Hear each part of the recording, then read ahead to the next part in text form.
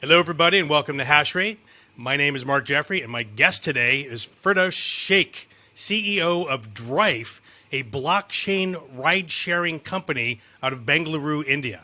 But first, a quick shout-out to MEXC. Join with my code in the YouTube show notes and get up to $4,100 in bonuses.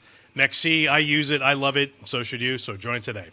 Now, ever since Ethereum first made blockchains programmable, we've all heard this blockchain Uber idea. So in short, there would be no company, rides would be ordered on chain, there would be a token for driver payment, and as the network grew, early drivers would effectively be sort of like early Bitcoin miners, and thus be fairly rewarded alongside venture capitalists, or maybe even in place of them.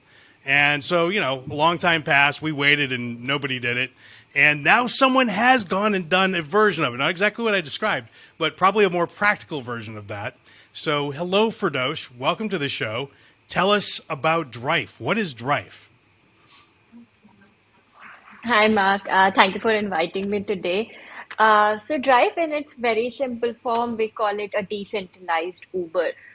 It's basically a very idea that, when a driver and rider share value among themselves, why don't they share reward among themselves? That's a very basic of what Drive stands for.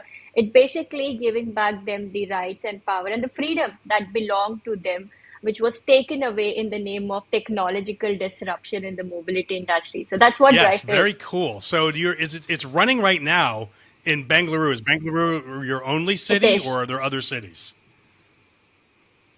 Yeah, we are operational only in Bangalore in India as of now. But yeah, we are working on different cities as well Got it. Okay, as we speak. I've been to Bengaluru several times, so I know MG Road, like the whole thing. Uh, And the last time I was there for a couple of weeks, and one of the guys got to, I was commenting on how terrifying the traffic looked to me, and he's like, "Oh, I got a motorcycle, you got to get on the back with me," and I was like, "No," but I did do it, and it was terrifying, just like I thought. But I also learned about the magic of auto rickshaws. So, are your drivers in auto rickshaws, yes. or are they in? Is it just strictly cars? It's only car as of now. We recently started bike onboarding. So a motorcycle, as you spoke, when you can actually ride a motorcycle, take a ride on that. But auto is also something that we have started working on now. So very soon you'll see auto as well, Okay, part of cool. Drive. So from what I read, so the way it works is it's different from Uber. So in Uber, you order the car, and it sets the price, and the drivers are like, too bad, this is the price, and Uber will take, I think now 30 to 50%, kind of depending. So it's a lot. It's that line has moved a lot over time. Now your mechanism works different. The drivers set their price, and the users accept. So it is actually a true market, unlike Uber, which is not really like that. So how does that work? So again, if you look at the two different era that existed before Drive, okay, the first one was when you used to go on road, get into a cab, you and driver used to negotiate and agree on a price, and that's how the ride took place. Obviously, back then existed real world traditional mafia who used to collect their own cut from the drivers. But then it has its own problem that drivers started forming cartels, and you can only go when you agree to their price because you don't have any other alternative. Then came ride sharing companies where they gave you a mobile application and you tap on your phone, you get a ride. They were all selling you convenience at your doorstep. When they started doing that, we also then realized that our freedom to choose was taken away from you. The only thing that you can choose is where are you going. Except that the price that you're paying, the driver that's going to pick you up, how much a driver should earn, everything is been decided by a ride sharing company. And that's where we decided that, we need to bring that freedom back with the technological upgrade to that. So that's how Drive is designed. We work on a very beautiful negotiation model. So what happens is the platform sets the base fare, which is in compliance with the local tariff rates that exist. Say, the tariff rate says, okay, the ride should be for $10. Now you as a rider can choose if you're willing to pay more and request a ride. When you actually decide that I'm willing to pay more, it's basically replacement of surge because you are incentivizing a driver to pick you up. Now you don't have to necessarily do this all the time. It actually clicks in that when I am in a hurry, I'm desperately in a need of a cab. that's when I'm going to incentivize a driver. I can just go with the base rate. When you do that, the ride requests get broadcasted to several drivers, and drivers can accept it as it is, or give you a premium on a ride, or can also give you discounts. Some drivers might give you a premium ride, say I'll take you for $11 or $12. Some driver will say, okay, I'll take you for $9 because I have to go like a very few minutes is what I have to travel. And then you get a list of driver from which you as a rider can choose. And your preference can differ in different times in a day. A lot of time we see your Uber ride, it says like it's 3 minutes away. But when you request it, it's a ride that's coming from 10 or 15 minutes away. Why? Because your preference of what you need is not taken into consideration. But here, your preference can be anything, time, distance, or what's the driver rating, or how much is asking me as a fare, and I can decide. I prefer a highly rated driver when I'm traveling late at night. But if I'm in hurry, I would like to prefer a driver who's going to take the minimum time to reach my location. So that's how it's a freedom that belongs to both driver and rider. It's given back to them, where you can make your own That choice. is really interesting. So like haggling is built into the system, and which makes it a much more fair market. And I like what you said, how it replaces surge pricing. I can choose to self surge, depending on how much of a hurry I'm in, or not. If price matters, if I don't have a lot of money, maybe the price is top of my mind. So I'm much more interested in someone who's willing to meet my price. That is super interesting. This Exactly. haggling, does this take place on the blockchain, or is this just in the app? So yeah, it takes place on blockchain. So ever since the ride request is generated, okay, you put a pickup location and drop location. That's where the ride journey start, functioning on blockchain. Be it the fare calculation, the drivers is gonna get the ride request, and what codes they gave, and what driver you chose. All of this happens on blockchain. So the whole ride journey is on blockchain. Wow. So is this the sort of thing where I imagine some of this is like in Amazon also, right? It can't be purely on chain, right? So it's sort of probably a hybrid between the two. Okay. Yes. Yes, exactly. Because a lot of thing as of now, like, has to be centralized, and slowly and gradually has to go on blockchain. Because day one, you put everything on blockchain, you have built the slowest Yeah. application in this world. Nobody is Yes, going to exactly. That use was it. exactly what I thought. And I was just like, my God, is it all in it? I mean, it's kind of cool as a science project, right? And it's cool to think about from like a purist, blockchain decentralized perspective. But when you actually try to build it, it's not going to work, right? Anyone who's built like real products knows that. Exactly. So, yeah, okay. So I was wondering where that line was with you guys. So, all right. So the actual ride ordering is done on the chain. How do I pay? Is payment done with fiat? I know you have a token, but I don't believe you use the token as as payment, like a utility token for payment. That's used for something else. But so I'm paying in dollars. Is that right? Or rupees, actually, in your case. Yes, because exactly, rupees in our case, because at the end of the day, we are very early with crypto adoption or making people understand. The only people who understand crypto are the crypto traders, not everyone else. People who have access to it know it. And now we are building a product which has been used by drivers and riders, and it's a mass product, and you can't expect them all to get educated overnight and start using that. At the end of the day, it's about a driver's livelihood. He needs that money to feed his family, and you cannot play with that as of now. So as of now, we don't use DRF as a payment method. Yes, there are a lot of things that we want to do with DRF in the ecosystem. Like, now we are working on the integration of DRF in the platform, where drivers and riders will start earning rewards in the form of our token, which is basically the idea of ride and earn. Every time you take a ride, you earn DRF. Then we are working on an option where the referral income that's been generated can be taken in the DRF token. The whole idea basically of DRF is, obviously we will not have it as a payment method very soon, unless and until we see some stability and how that conversion happen for a driver and he gets money in his bank account. Because obviously, Bitcoin itself is not acceptable across, and Right. you can't go shop everywhere with Bitcoin. So my own token is going to take its own time for its own acceptability across. Driver needs real money, a fiat money in his bank account for his livelihood. Unless and until we solve that old problem, we will not use cryptocurrency or DRF as a payment method, because we'll make it complicated for them. But otherwise, the idea is to open the whole DeFi ecosystem for drivers and riders and people at large who don't know how to enter the crypto ecosystem. There's a barrier that already exists. It's only available to people who understand crypto and they have educated themselves. But I feel we being an application which is part of your day-to-day life can be something that will help you with that entry. With the more DRF you earn, we want them to eventually stake it and get loans and get that whole access through Drive as a I platform. love that. So basically, so if I'm a driver, and so going back to Uber for a second, so I should tell you something. I am old friends with Travis Kalanick, the CEO of Uber. So the story is that Okay. before Uber, he did another company called Red Swoosh, and this was like around like 2000, 2001. And we were friends from the late 90s doing internet stuff, both of us.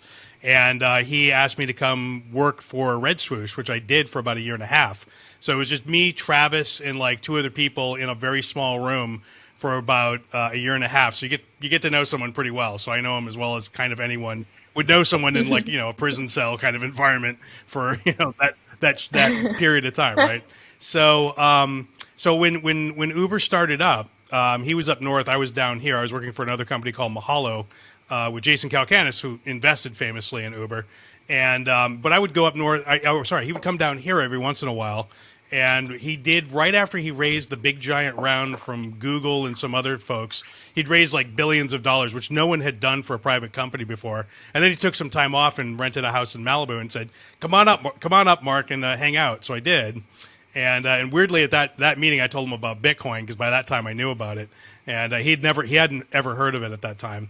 And then he started asking me questions about Uber, and he was like, "So what are you experiencing with the drivers and all that sort of thing?" And I basically was like, "Look, the drivers are pissed. You keep changing the rules on them, and they start off with one deal, and they never know from day to day what the deal is going to be."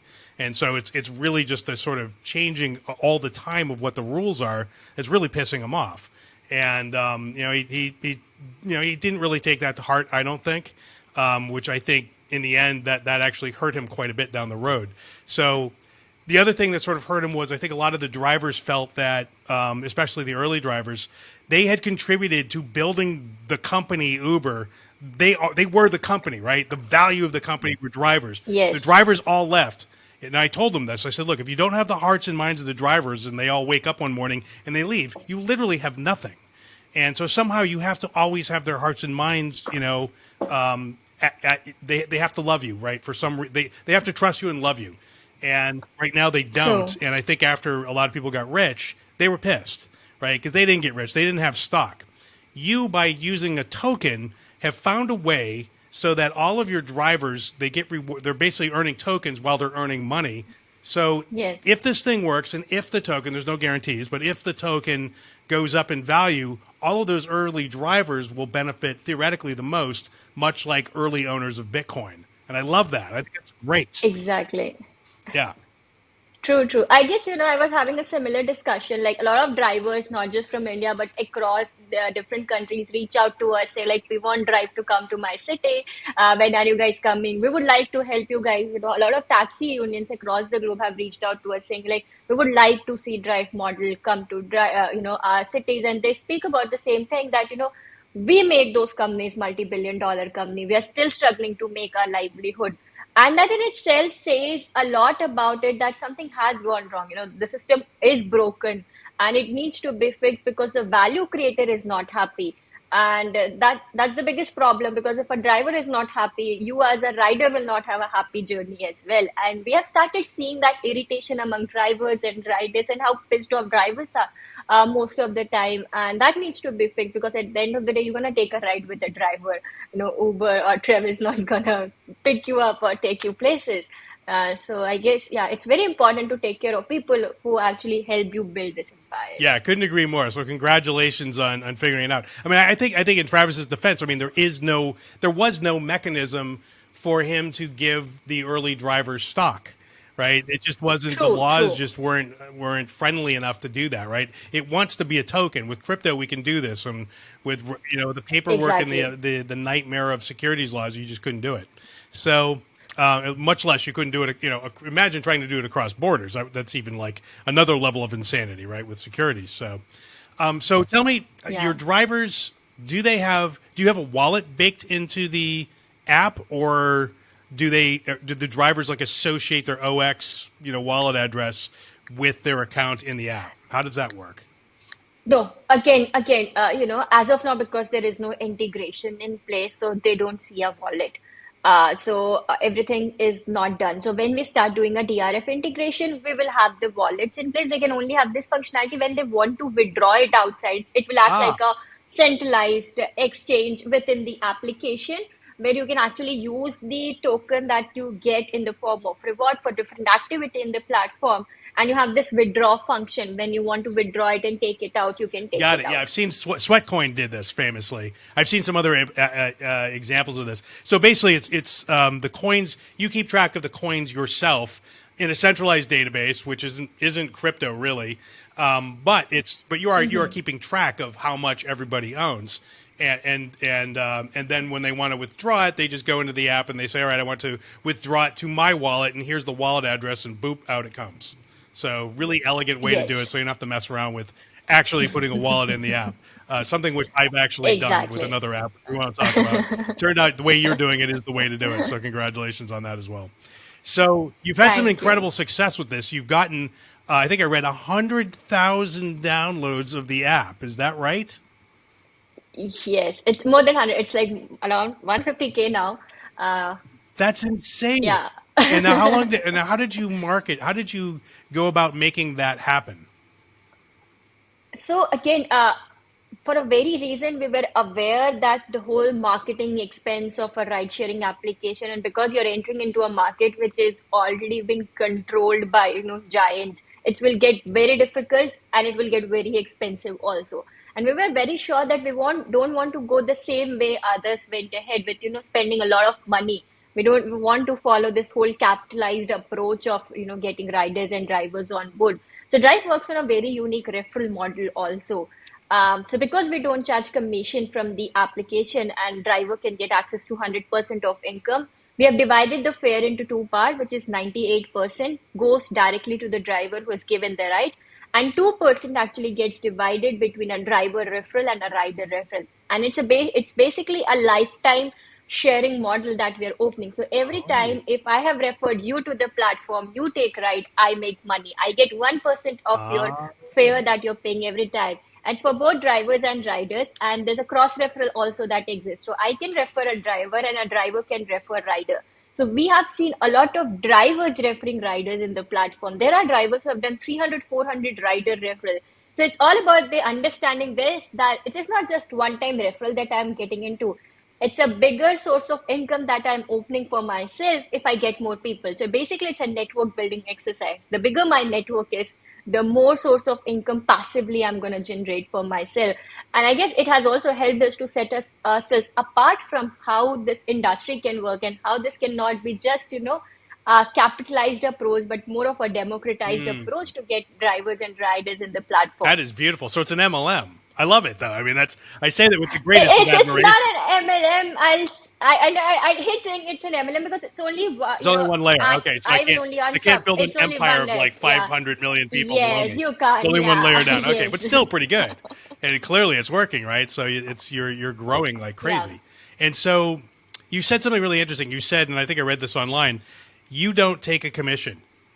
How the hell? So Uber's taking, as I said earlier, 30 to 50% of the money for the ride. Yeah. You take 0%. How are you making money? Why are you doing this? How does that work? Yeah. So again, there's a reason why don't we charge commission. Obviously, if there's another way you make money, obviously, you have to take care of all the expenses to run companies like this. So we work on a subscription-based model where driver pays a subscription fee to the platform to get Ah, access to the okay. platform. But after that, every ride that they take, the money belongs to them. The very reason why we don't want to charge commission is when you have a profit motive involved. You initially will start with manipulating the system for your profit motive to the time when you'll exploit it for your profit motive. And that's where we were very sure that we should not have a profit motive involved, because what will then stop you becoming Uber or any other company? At the end, they started charging more commission because they have to also pull the investor money. Because there's a lot of money that has already gone in terms of creating this whole market. We are also thankful to Uber and other companies because they created this ecosystem. We don't have to spend that kind of money in education. Early days of Uber and other company, they were even giving smartphones to drivers because drivers didn't have smartphones. Giving them smartphone, educating them how to use a smartphone. All that education is something that we don't have to do anymore. With as time goes, we have to maybe educate them more about the cryptocurrency aspect of it. But that's what we're gonna do. That's what is on us. But the whole creation of ecosystem is not on us. So that's where we don't spend that kind of money. But yeah, the very reason we don't have commission is to not have a profit motive in the fair. I love it. So you've basically eliminated what caused Travis to keep changing the rules, which made the drivers pissed, and basically caused a whole bunch of turmoil in the company. You have eliminated the temptation from yourself to do that by structuring it in such a way. Yeah. I actually like it also in another respect that from the driver's point of view, really what pissed them off was like, you keep changing the rules. Like, just tell me what the rules are, and I'll decide whether I like it or not. You're like, look, the rules are this. You pay me this every month, and that doesn't change. And we all know there's no surprises for either one of us. And so I love that. That seems like something which will get the hearts and minds of drivers aligned with you, and I love that. So congratulations again. You're doing all these great things. Thank very you, Mark. So no, I'm actually very serious. This is fantastic. So okay, so the drivers, I assume they pay that in fiat. So you got people's credit cards you're hitting, or the drivers, you're hitting their credit cards like once a month or something like that. Now, I did also read that the way that the utility currently for the token is in order to run a franchise of DRIFE in your, I guess it's your city. I don't know what your territories are like, but is it just one city, or is it like a 10-mile block? Like how big is the territory? So again, to run a city, what it actually means is, we all have real world licensing requirement. You need an aggregator license to run a taxi company. So it's linked with the real world licensing, like a state of Karnataka where Bangalore is. Every city needs a license. So Bangalore is a franchisee. Then another city next to Bangalore becomes another franchisee. But if the real world licensing is for a state, then state becomes a franchisee. Right. So that's how the franchisee will exist. It's basically dependent on real world licensing requirements. Now, so is your customer the franchisee? Did I understand this correct? That the city itself is the franchisee, or is there a taxi company that has a license from the city that is eligible to become a franchisee of DRIFE? Which one is correct? Yes, the latter one where someone who has a license can become a franchisee, but it actually is not like that you have to have a license and then you can apply. Anybody can apply, and then when they get the franchisee right from DRIFE, then they can get the real world license. So with us, how is it like an individual, a taxi company, taxi union, even governments can be someone who will run DRIFE franchisee. There's no limitation to who can actually become a franchisee owner, because we also started seeing that a lot of cities across the globe, they banned Uber and other company because the taxi union felt that they will be controlled.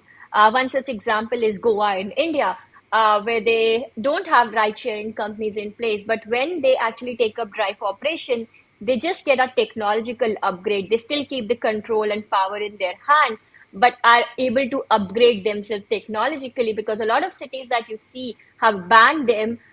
They could not have this upgrade of having it ease of using a mobile application to book a taxi. With us, that's still possible, and you don't have to be afraid that somebody's going to take a lot of money out of the system. So that's how different level of different people can become DRIFE franchisee.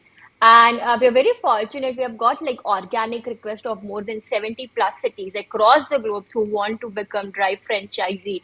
And this request includes individual existing taxi companies, taxi unions, and even government bodies with whom we are talking, where we can actually leverage the whole platform that we've created at DRIFE that can be used, because that's the idea why we created DRIFE, is because this is what is needed, not just in my country in India, but across the globe. Drivers wants this. Even riders are looking for an alternative. Lack of alternative keep them stuck in this vicious circle also.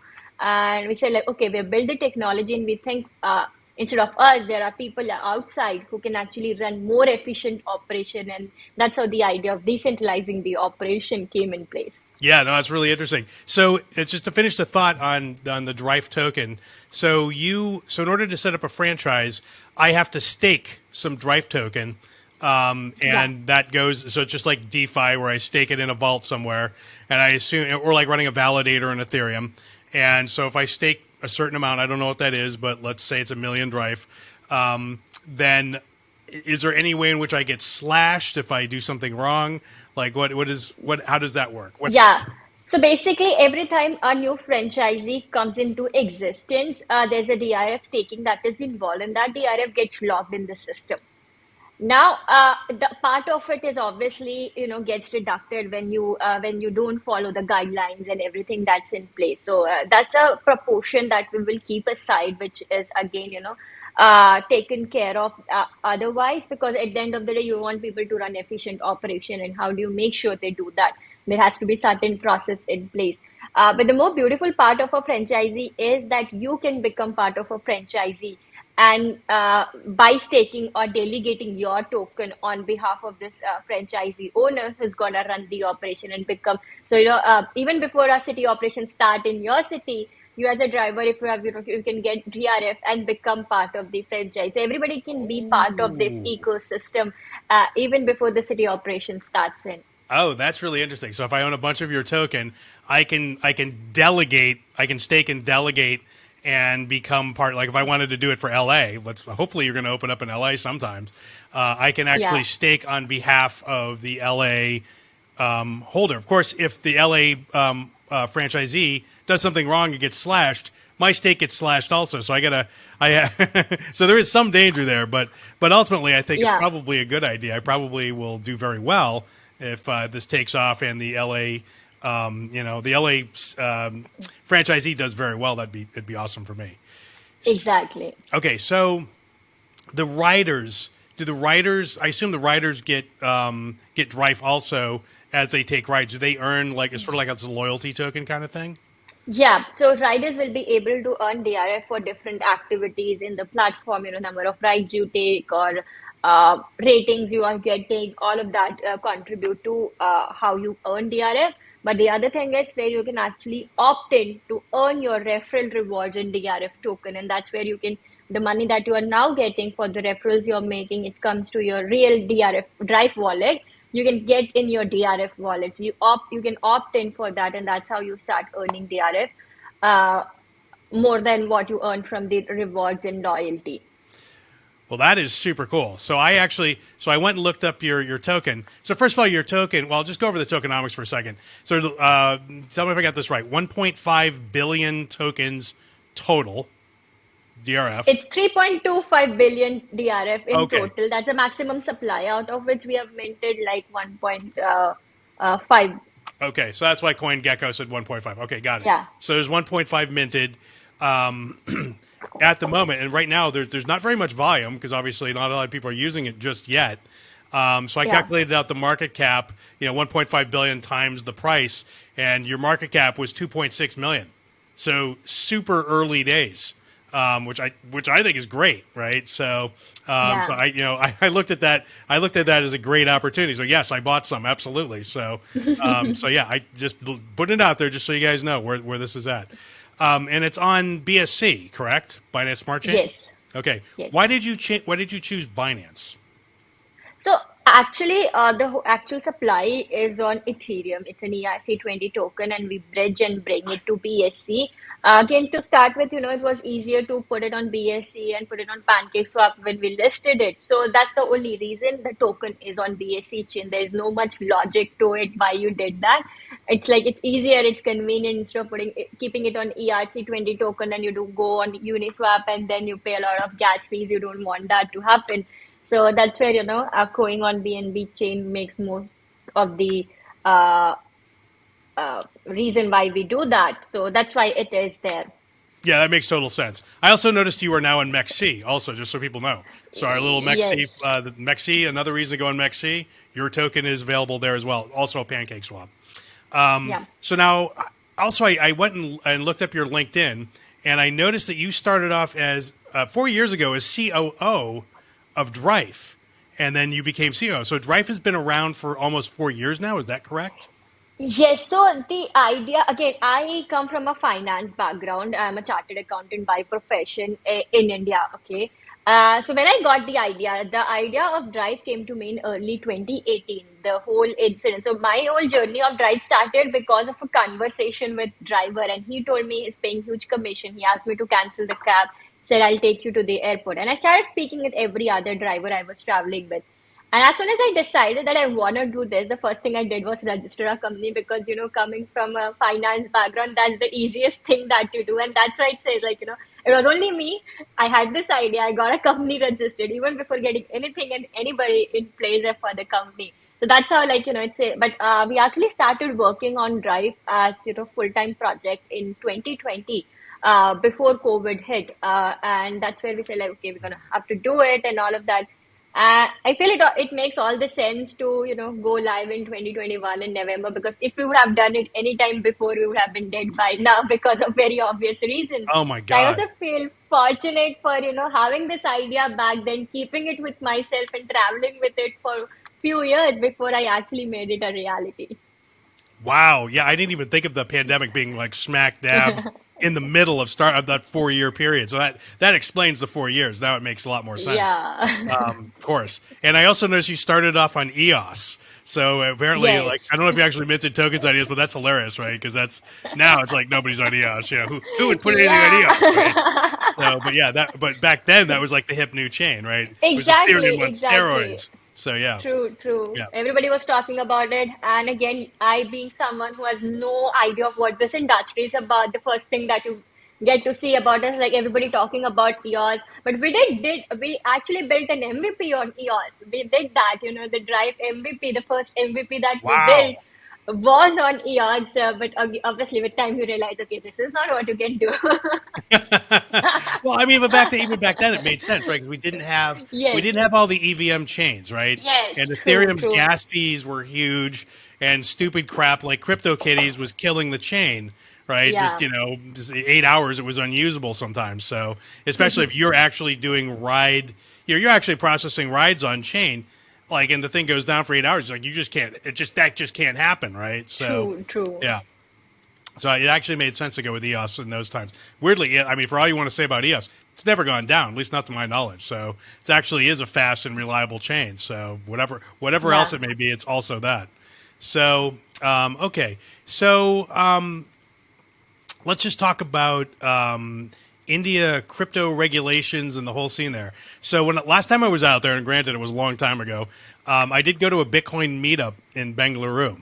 So it was at a university, and the sort of mood was kind of grim because I think Bitcoin and crypto had just been outlawed, and there was an awful lot of confusion, and like I don't know if crypto is ever going to be legal in India, and it seems to sort of waffle back and forth from what I can tell. Right, some Yeah, days it's yeah. legal, some days it's not. It just and Yes. India can't seem to decide whether this is the biggest opportunity on earth, and they're stupid if they don't go after it, or it's just going to cause too much chaos and they can't possibly allow it. What are your views on the scene of crypto in India, and how worried are you about it? So I guess it has now stabilized. They've brought in some taxations, and there are certain things has to be done certain ways. So there's certain rules that's already written now. Finally, it's there. Obviously, it's gonna be very expensive on people to trade on cryptos or hold crypto and sell it in long term. But something is better than nothing. Instead of a blanket ban, we are fine with having taxes in place. That's still better, because I still remember in early days, there was like a complete ban. Nobody can trade crypto. They freezed all the back exchanges accounts, so you can't actually buy crypto using fiat. That happened in India. A lot of corporate bank accounts were frozen because of that very reason. So we have been there. All of that happened, and there were like Supreme Court cases going on, and I guess now we have we are in a very stable situation where there's no much chaos around us, like what's going to happen. They say like if you trade on crypto, there's going to be some GST, which is like VAT in different part of the world. That's going to be there. If you're trading on a level which is above 10,000, there's going to be TDS that you have to 1% TDS. If you're selling and there's a profit, you have to pay capital gains on that. So it's better to have certain regulations in place instead of having nothing and living in a state of fear that what's going to happen tomorrow and how I'm going to deal with it if something goes wrong. So I guess it's getting stabilized. Obviously, the tax rates are very high, and I assume and I feel like with time's going to go down with more acceptance that government will see of people trading in crypto and how this new economy has been created in India. But on the other hand, government is very pro on blockchain adoption. They run a lot of program. A lot of state governments are running blockchain programs and sandbox programs where people are showcasing, how crypto is enabler for certain things and how usage of it is changing the dynamics of certain industry. Like how Drive using crypto and blockchain can actually help uplift the driver community and get them access to a bigger source of income or different industries. So I see in India and specifically, looking at different part of the globe was still actually only working on the cryptocurrency projects, building NFT, metaverse or gaming application. In India, because of this whole gray area about cryptocurrency, people started building real world blockchain projects which uses crypto as an enabler. And I guess that's where also we'll see a mass adoption happening. Only building crypto project for crypto users will take us nowhere. You need to Yeah. have applications which have real world implications that are going to be used by people at large. That's where we will see crypto growing. Because if you're going to tell the governments, okay, this is crypto, people trade on it. That's what's going to happen. There is no real world utility to it. Who's going to listen to you? Nobody's going to listen to you. But you say like, Yeah. there's a product that uses this and this is what it gives you. The benefits of blockchain, the benefits of crypto. And that's where we'll see real adoption coming from government bodies also. And I guess that's where India is still doing better than any other country when it comes to building real world projects. Because I keep seeing a lot of people building real products, which is like, in the real estates, working with governments. There's a recent project that I heard where they started doing, police complaints and everything on chain. You can put your FIR on chain, which is a real world use case of blockchain and not just, saying like, okay, this is a cryptocurrency, we're going to use crypto for trading. That's not what it Yeah. is meant for. Well, I mean, look, I love DeFi. I'm pretty fascinated with it. I love the idea that as a liquidity provider, that effectively makes me a fractional owner of a bank or an exchange, which gives me the ability to participate in revenue like a bank and like an exchange, which I have no other way of doing. And, and basically the little guy has a shot because of DeFi, Yeah, and it's a real shot, and it's very good. And it democratizes, financial services in a way that it hasn't been possible until now. So but that's the great side. The flip side of that is that most of the loans are being used to provide leverage on most of the exchanges. So yeah. to buy crypto, right? So it's very sort of circular. So that's not good. And obviously when Terra went bust, right, all that cascading liquidations was because of that, right? That weakness True. inherent in the system of it being sort of like a snake eating its own tail. So I agree with you that it has to have a firmer footing on real things in the real world, and you are clearly creating one of those real things in the real world. So I love that, and I also love the fact that you've got an eye towards down the road using the power of DeFi, decentralized finance, and the lower rates and the massive liquidity they can provide alongside your token to help your drivers get houses and cars and other real world loans. So it's no Exactly. longer just loans for leverage, right? It's loans for real True, things. true. So It has to be built in a way that you're able to give access to people who actually needs it. At the time, the whole DeFi ecosystem is available to us who understand crypto, and we're just using it to our advantage. Nobody's actually getting access to it because they're in need of it. I don't know, like, it's happening. It's not happening because that's how we have built everything around cryptocurrency or the DeFi ecosystem is only the people who understand it can have access to it and, can have advantage out of it. But I guess that's where it has to go, where people who need it will be able to have access of it. yeah, so let's talk about one last thing because we're coming up on the 40-minute mark and it's almost time to go. But Did you raise money for this company? How did you get it started? And what does the revenue look like now, if you're willing to talk about that? So, for a long time, until 2021 April, we bootstrapped on our own, spend the last penny that I have in my bank account to fund this company, keep this alive because for a long time, people told me this is way too of a crazy idea to pursue. And I'm being way too ambitious to do something like this because you're entering into a market where people have deep pockets and, they can crush you the day they want to. So that kept happening, and I was like, okay, I'm not going to give up because somebody told me that this is way too crazy and ambitious to pursue. But in 2021, when the second wave of COVID came in and, the lockdown happened again in India, that's when I went ahead and did a token raise. So I did a 2.7 million token raise through DRIFE token, and that's where, I guess I got a lot of good interest from the crypto community and, the kind of conviction that I could not see in the Web2 VCs. I found it in the crypto people where they say like, okay, uh, this can actually work and whatever she's saying is making sense. And if this works, it's going to be something massive that she's building. So I did a 2.7 million raise in 2021 April. So yeah, that's the only raise we have done till date. Wow. So so basically you did a token sale, and that is how you raise money because none of the regular venture capitalists would back you. Yes. Yeah, because they just were looked at them and went like, no, you're nuts going after this Uberish market with your little blockchain thing person. Yeah, true. And you knew better, and the token people, the crypto people said, yes, this can be done, and we like this, and we're going to back you. And so what did you do the token set? Was it? I guess you did it on Binance, right? You did it on Binance Smart Chain? Yes, Binance Smart Chain. Okay. Was there an incubator or anything like that? No. So basically, we did 3 rounds. One was seed, private, and a public round. Mostly seed and private got us like around 2.5 million. Where we spoke with crypto VCs, told them about the project, and they said, okay, let's do it. So that's how we got money. We did a very small public round. It was on an IDO platform that we used, and yeah, that's it.